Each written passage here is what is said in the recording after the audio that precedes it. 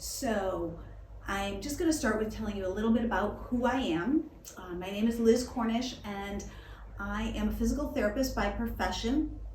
Spent about 30 years doing home care physical therapy in people's homes, as well as in assisted living and memory care communities. I am a certified dementia care specialist and a certified dementia practitioner, and I'm the owner of New Season in Life, and we are senior care consultants and assisted living advisors. We help seniors find the best senior living communities for their specific and individual needs. So just a few statistics. Approximately 47 million seniors live in the United States, and that is expected to double by 2060. So almost 90 million seniors by 2060. The average life expectancy is 78 years, and many seniors never retire. About 30,000, and that number is probably a little bit low, assisted living communities in the United States, and there's over 250 right here in Connecticut. And fun fact, if you reach the age of 80, you're likely to live another 10 years. So that's, if you're over 80, I am. you got another 10 years. But 70% of people that are over the age of 65 will need long-term care at some point in their life. So it's very important to plan for that and to know what's out there, know the options that you have available for long-term care. A couple of quick definitions. This isn't the most fun part, but really necessary to understand the differences in the vernacular. So independent living communities are communities designed for older adults who are still independent and active, that don't need any assistance, but don't want to deal with the housework or the yard work or cooking or cleaning. So you can go to an independent living community and get 5-star hotel-like living, so that you don't have to worry about anything. You can get your meals, you can get housekeeping. They provide incredible opportunities for cultural activities and the arts and performing arts and trips out and all kinds of things. Assisted living is a community that may have some independent living residents as well, but also provides some levels of care. So for somebody who may need some medication reminders or may need assistance with showering, assisted living would provide that for you. Again, still with that 5-star resort type feeling, 3 meals a day, but you can get care. So if you needed help with dressing or help with showers or escorts, you may use a walker or a cane or a wheelchair to get around and still be pretty independent, but you just need a little bit of help getting up and getting dressed in the morning. That is what assisted living can help with. Residential care and a subsidized assisted living are assisted living communities that are typically smaller without all the bells and whistles. They don't have all the niceties, but they offer assisted living for seniors who can get up and get around. You can use a walker. They typically do not take people who are wheelchair bound. And they provide a lower income subsidy as opposed to traditional assisted living communities. Memory care.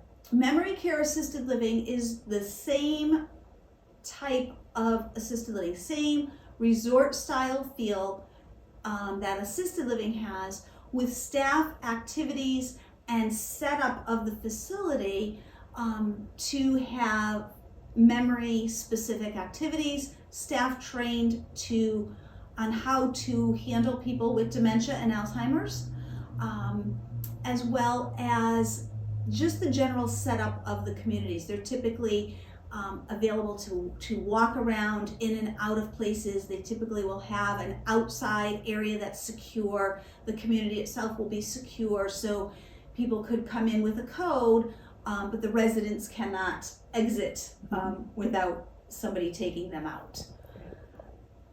A nursing home or a skilled nursing facility is what we typically think of when we think long-term care. That is for people who need the highest level of medical need. So there's 24-hour nursing, there's doctors that are there all the time. There are no bells and whistles. There are usually very limited activities. You do not have your own apartment. You are in usually a shared room, shared bathroom. Dining is typically in your room. So there's not the amenities that happen with assisted independent living. And then the last one is a continuum of care. Sometimes it's called a lifelong community. That is a community that has kind of all of those things in one. So you start out with independent living, and if you need assistance, you might move to their assisted living or to their memory care. And then if you progress enough where you needed skilled nursing, they typically will have a skilled nursing right on that same campus. So it's a campus that has everything in it. Typically those require large buy-ins, and so you have to put a lot of money up front, and then you have a month-to-month rent as well. With independent living, assisted living, and traditional memory care assisted living, it is just a month-to-month rent and care charge. There is no large upfront fee. All right, this is just a slide to show you just within a 20-mile radius, there are more than 30 different communities. And this doesn't include all of them. This isn't exhaustive. I would run out of space on the page there. But there are a lot of communities, and they each are different, and they each offer different levels of care, different environment. They have a different culture, a different vibe. So it can be very confusing and complicated to navigate all of the communities and figure out which is the best one for your specific needs. So I answered this. They are not all the same. We're going to go through some of the ways that they are different. One of the big ways that they are different is dining. That's one thing that I always start with, because that is somewhere where most people congregate and develop relationships over meals, right? We talk, we communicate, we get together and get to know people over meals. And I'm a foodie. Food is very, very important, so it has to be good. And so many communities have exquisite dining, better than many of the 5-star restaurants that you'll find out and about. But you want to find out how their dining is set up. Is it restaurant style? Do they offer specials with each meal, and do they rotate? Can you get a hamburger if you want, or a ham sandwich if you want, and you don't want a big meal? Can you get that at any point? Or is it a set menu? Do they offer just chicken tonight and fish tonight? And if you don't like that, there's really not much else. Is it open dining? So you can dine anytime from 7 to 7. If you wanted to eat breakfast at 10, you could eat breakfast at 10. If you wanted to eat lunch at 2, you could eat lunch at 2. Or do they have specific dining times? So are there set dining times? So 7 to 9:30 or 7 to 9 is breakfast, and 11 to 1 is lunch. And you need to know that, because let's just say you're a late riser and you don't get up to 10, but they have set dining times and their dining is over at 9 or 9:30, you're going to miss breakfast. And so you need to be aware of that, because you need to be planful for that if that's something that you're comfortable with. And if you're not comfortable with it, you need to understand that those are the set dining hours, and you may need to adjust your schedule a little bit. Do they have transportation? I'll tell you, most communities have a car or a van that can transport, but not all of them do. So you need to know, can they transport? Where do they transport? Do they only go to medical appointments? Do they take you to CVS or Walgreens? Do they take you to the mall? Do they have a limit? Will they only go within 15 miles and your doctor is 30 miles away? Will they be able to accommodate that? So understanding what their limitations are with transportation is key. And amenities. So amenities in assisted living range from bingo to everything to bringing in the University of Hartford Symphony or Hartford Stage or all kinds of beautiful arts and theater programs that come in, and educational programs, professors from different universities coming in to give lectures and talks, to crafts and bingo, golf simulators. If you play golf, some of them have golf simulators, exercise classes, Wii bowling, bocce tournaments. They range from really high sophisticated activities all the way down to bingo and mahjong and poker and those types of activities as well. So you need to find out what the activities are that they have, and they'll give you a calendar of events. But I always recommend to people, if you go and tour a community, tour somewhere around 10 to 10:30 or 1 to 1:30, because that's when most of the activities are taking place. And see, they're all going to have a beautiful list of activities, but see what's the participation. Do they have a reading club and it's going on when you're touring? Well, are there people there? Is there a book club there and people are participating and having, or is the book club just listed on their calendar of events and no one really participates? So understanding what those activities are, and then whether those activities actually get participation of the community residents. Culture. Every community has its own personality, its own charm, its own vibe and feel. Some are very home-like, and everybody knows everybody, and they know you, your grandchildren, your great-grandchildren, your dog, and you know their kids and how old they are, and everybody knows everybody else. And that's great if you're me and like that. But if you're not very social and more of a private person, you may not do well in a community that's very social and family and everybody knows everybody's, not everybody knows everybody's business, but everybody knows everybody else. You may do better in a community that's more business feel, hotel feel. So you know your neighbors and you wave, and you're polite, but you may not have interactions and be sitting together and taking walks together and chatting and things like that. So they each have their own feel. And so you need to get an idea of what that community feels like. Can you see yourself in that community? Are the residents friendly? When you take a tour, I always tell people, as you tour, what is the tour guide, the person who's giving you the tour, how are they interacting with other staff that you run into and with the residents that you run into? Are they saying, oh, hi Mary, how you doing? Yeah, I ran into your son yesterday and John thinks, it's a great idea for you to go on that trip tomorrow. Or are they saying, hi, how are you? And not using names. Do they know their residents? Do the residents know the staff? Do the residents greet the staff person and talk to them? Or are they just kind of waving? And nowadays with COVID, there's still some communities are wearing masks, some communities are not wearing masks.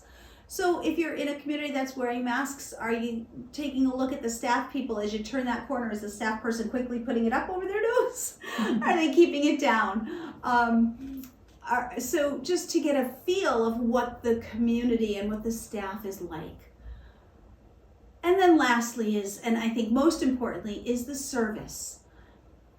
And the care. Every community offers a little bit different care.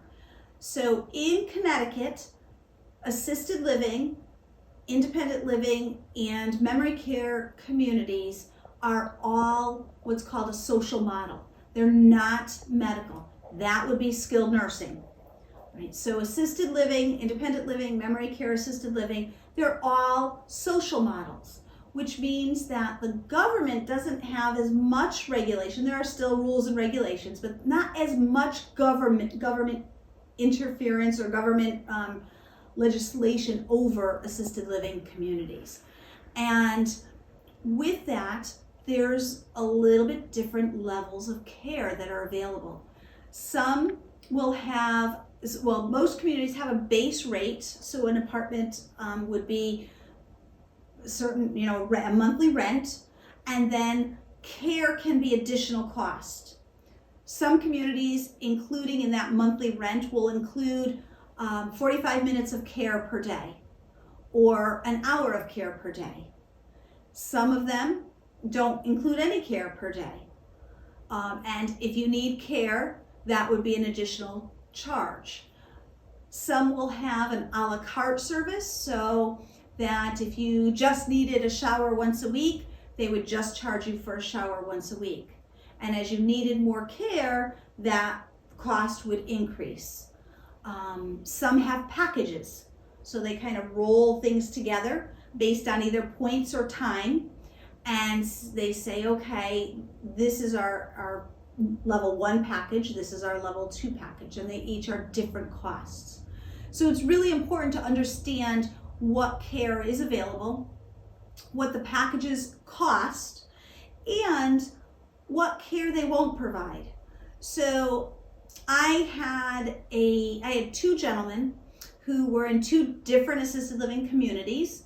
They were very, very similar in their age and diagnoses. Both had the same exact procedure done right about the same time. They both ended up with a Foley catheter in, and due to arthritis, neither one could manage the Foley catheter. They couldn't empty it. They needed to have that done. One community said, no problem, we've got this. We'll add a level of care, so it will cost you a little bit more, but we'll take care of this. It's temporary. We'll take care of this. We'll get you through this, and then you can go back to, being your independent self. The other community said, we're social. We don't touch that. We don't do that thing. We don't do catheters.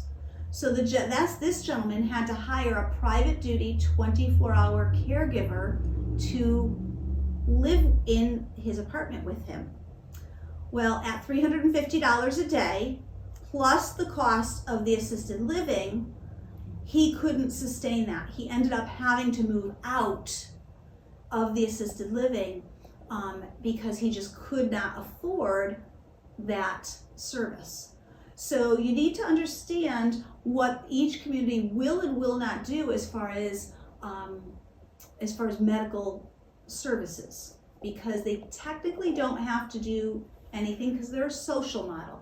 Many do. But things even like blood pressure, some will say, we don't do that. Some will say, come on down, we'll take your blood pressure, no problem. So you just need to have an understanding of what services they will and will not provide.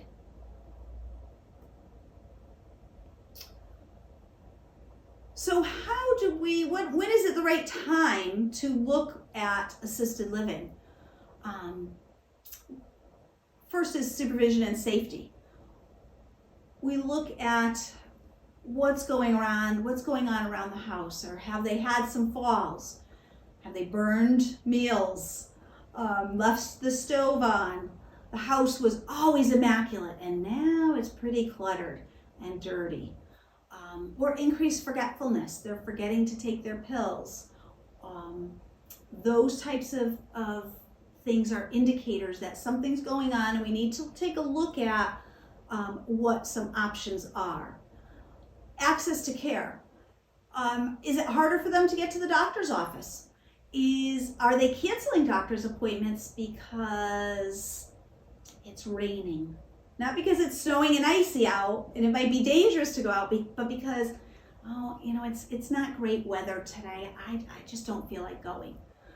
Because canceling doctor's appointments and decreasing access to care really can be dangerous right? If we're not catching things in time, if we're not addressing medical problems, that can be a problem. Managing medications, missing doses, skipping medications, finding medications on the floor. So I recently moved in with my mom. My husband and I moved in with my mom to help her out a little bit. And she's a little bit forgetful. She's still completely independent, but every so often I notice there's pills on the floor. And before we moved in, we had an episode where she had forgotten to take a medication. She had put it in a different drawer after she renewed it, and she had forgotten to take it. And it ended up, it was her blood thinner. And she ended up having a little stroke. Actually, I happened to be right there. So she had this little stroke right in front of my eyes. And it took us a while to figure out what was going on because I thought she was doing fine with her medications. So being aware of those medications, are they taking them? Do you find things on the floor? Are they missing doses? Every so often, check that med box and make sure all those medications are correct in there. Changes in personal hygiene. Have they stopped showering? Have they gone to doing a sponge bath? And they say, oh, I don't do much anymore. I don't need to shower. What I find is when I drill down a little bit and ask a few more questions, I typically find out, well, I'm a little scared to shower. It's really hard to step into that tub. And I'm a little fearful. It's kind of slippery. So sometimes they don't want to admit that. Sometimes people don't want to admit that they're a little bit afraid, that they might need some assistance.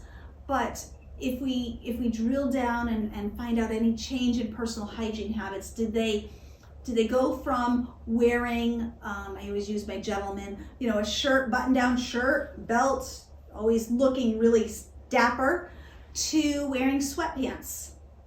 And they say, oh, they're more comfortable. Well, you spent 80 years in a shirt and tie.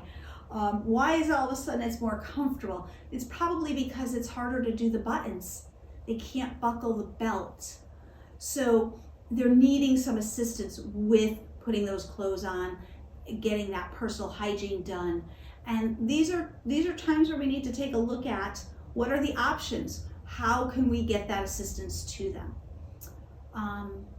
Changes in mood and behavior, just changes. So looking at someone who was happy all the time and now they're just kind of a little bit sad. They used to go out all the time and their world was big and they would go out and visit friends, and their world now is shrinking. And they're not going out. They're not participating in the activities that they used to participate in. We want to be careful of that, because as their world shrinks, one of the things that we learned over the last 3 years with COVID is how devastating isolation is. We saw a 53% increase in dementia diagnoses over the last 3 years. And it's solely because of isolation.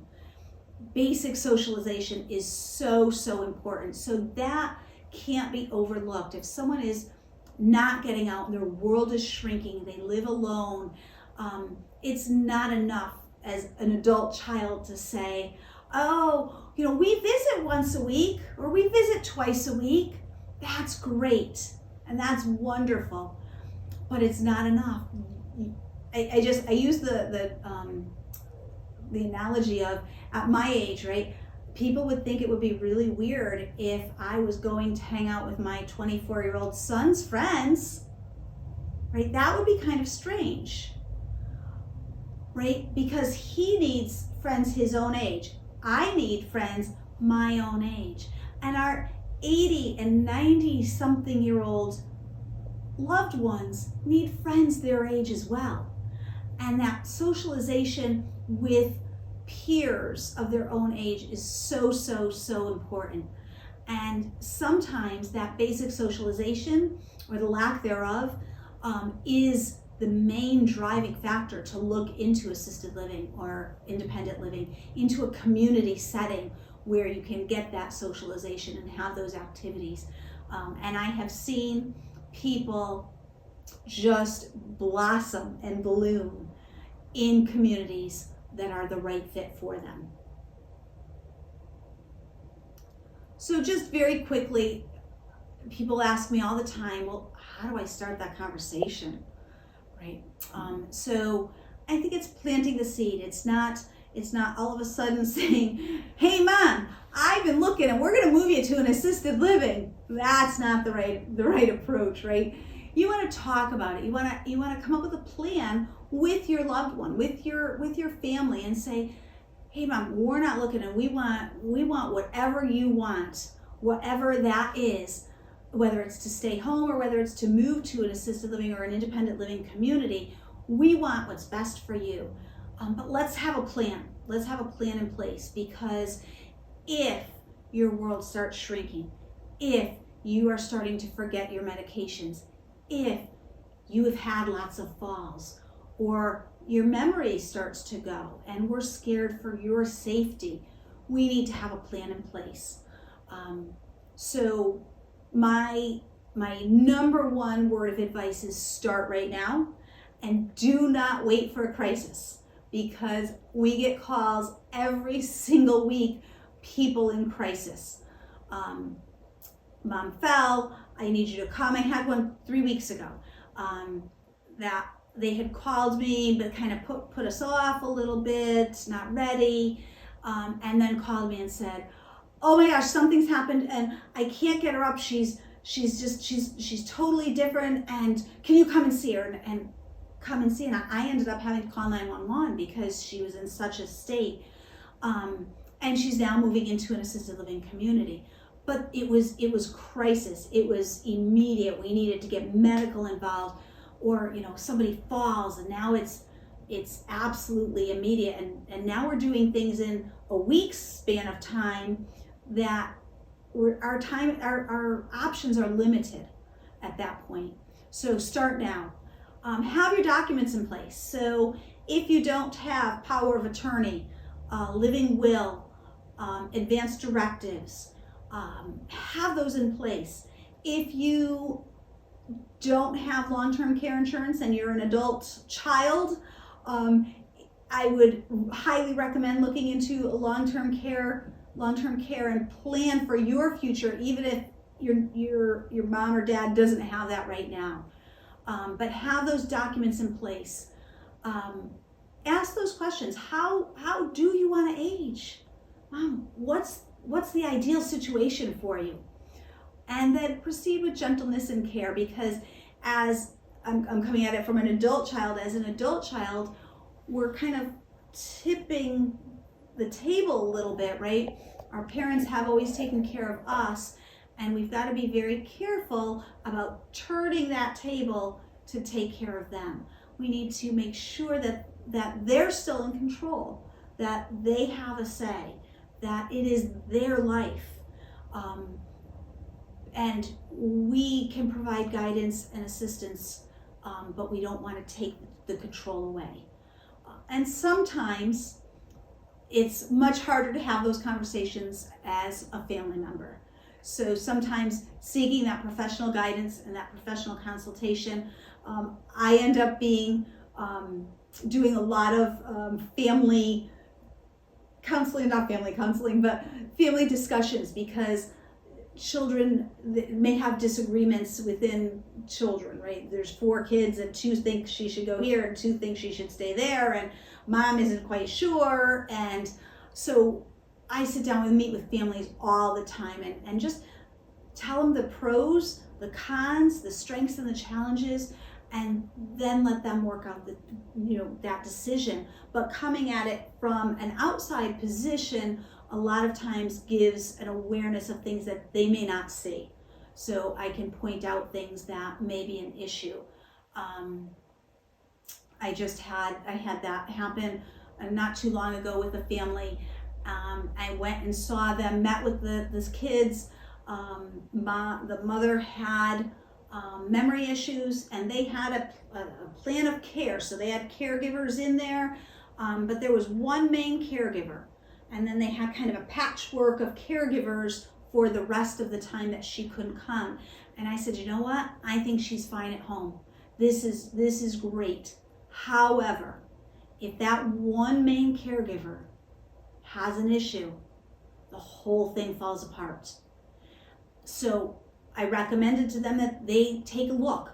Let's get a plan together. Take a look at assisted livings. Let's look at them. Let's find out which one you would think would be the best, and which they did. And sure enough, 2 months later, that one caregiver gave her notice. And while it was hard, it wasn't crisis. They knew the next step, they knew their plan, and they kind of just moved right into it. And their mom now is she's running the place. She's great. So, assisted living, how does it work? Paying for it. All assisted living is private pay. They do not accept Medicare. They do not accept Medicaid except for subsidized assisted livings.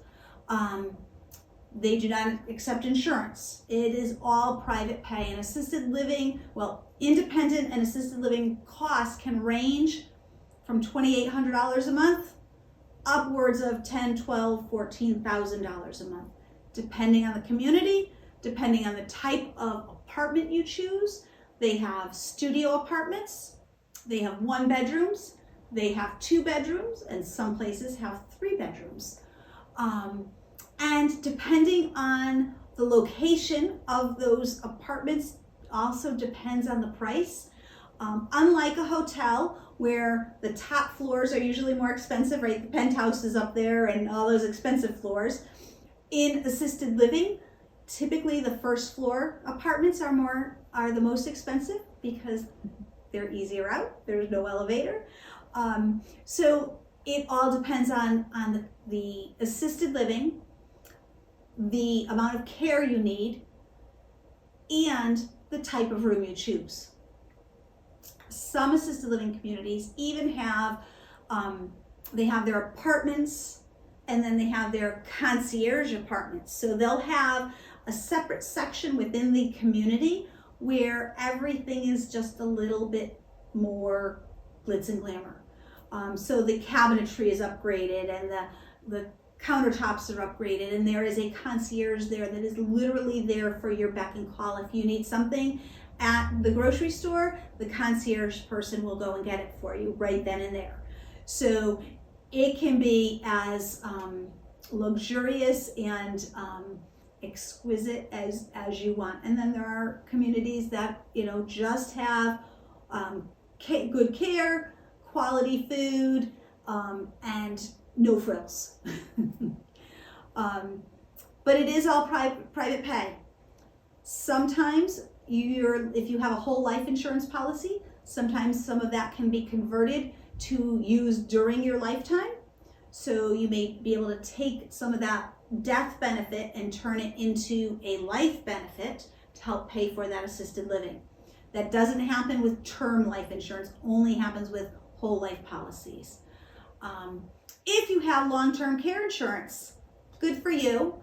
And many times that will cover the entire cost of assisted living. And then some sometimes. So, if you have that long-term care policy, that's great. That can cover the assisted living. The policies all are a little bit different. So it depends on how large the policy is and exactly what kinds of riders were on that policy, how much it will cover, but many times it covers most of assisted living costs. Many people sell their home, or some people will rent their home to pay for the cost of assisted living. And when we're looking at the cost of assisted living and talking about your home, the average cost for a studio or a 1-bedroom apartment in assisted living is about $5,000 or $6,000 a month. And people say, oh my goodness, that's a lot of money.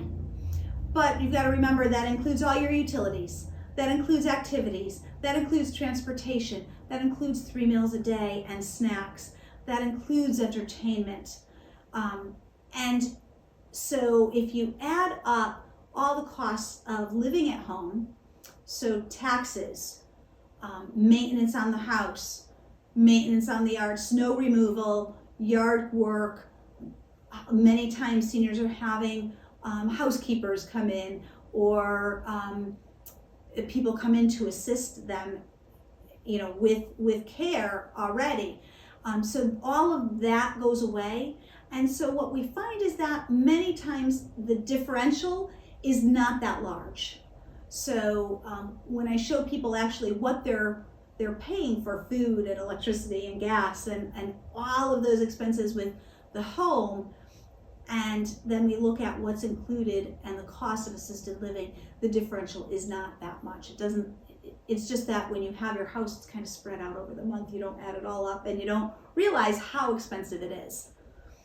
So selling your home is an option to provide income to pay for assisted living. Sometimes a reverse mortgage can be the right option. If you are a couple and one of the couple needs memory care, but the other person is completely independent, that person can move to memory care and you can get a reverse mortgage on your home to pay for that memory care community. And reverse mortgages have gotten kind of a bad rap to some extent. They aren't right for everybody, but certainly they are right if used in certain situations. And it does not mean that you get kicked out of your house or that the bank comes and takes it. You still own your home. You just have money up front to pay for or to use for the care of a loved one. So there is a program called the Veterans Aid and Attendance Program. And it is a program that Veterans Affairs will pay a monthly benefit to veterans or their veteran spouses in need of care for assisted living. So if the veteran served during time of war, and they had to serve at least one day during the time of war, they don't have to have been overseas, they could have been right here stateside, and they meet that criteria, and then there is an income limit criteria which changes every year, but they can qualify for this assistance. And for the veteran, they will pay upwards of $2,400 a month for assisted living, and for the spouse, they will pay for about $1,200 a month. So there is some paperwork involved, but it is worth the process because it is significant money to assist with assisted living services. Other resources are there's what's called the Connecticut Pilot Program.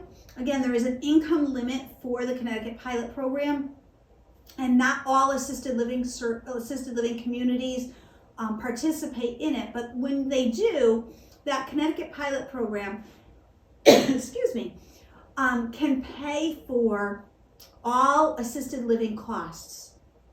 So I have had clients who have had monthly assisted living costs of $3,000, and the Connecticut Pilot Program has been able to cover those costs, allowing that senior to be able to stay in that community for a greater length of time and to be able to afford to live there. Also, sometimes the Alzheimer's Association has grants or funding that can help as well. So, as I said in the beginning, New Season in Life, we are senior care consultants. We help seniors find the best senior living community. The reason that I started the business 4 years ago is that I found so many people were not understanding and not understanding how to navigate, questions to ask in assisted living. They didn't understand that they're all different, and they would go on a tour and get awestruck by some of the glitz and glamour and not ask the care questions, which are very, very important. What is that quality and level of care? And then I found a lot of people were not happy in the assisted living that they were in. And it wasn't because they were in assisted living, it was because they were in the wrong one. Either they were really social and they didn't have a lot of participation activities and they were, they're like, where are all my friends? Or they were the opposite, or there were just some things they weren't happy with. So we started the program because we wanted to have a transparent, open book give people understanding, strengths, challenges of each community, and allow them to make decisions that are educated. So we have an in-depth knowledge of all of the communities. I tell the communities, we know your goods, your bads, and your uglies, and we kind of open that book up. And to be honest, right, the salesperson at the community, their job is to get you to come to their community. It's my job to show you your options and help guide you through that process. And if you move to a community, great. If it's better for you to stay home, great. We have hundreds of resources to help you do either or. So we have partnerships with everybody from legal, home care, insurance partnerships that can help kind of make that package complete and cover everything that senior may need to make the right decision for them. And that's all I have. Questions? Any questions at all? No. No. I'm sorry. No, that's okay. That's okay. Oh, great. Thank you so much. Thank you.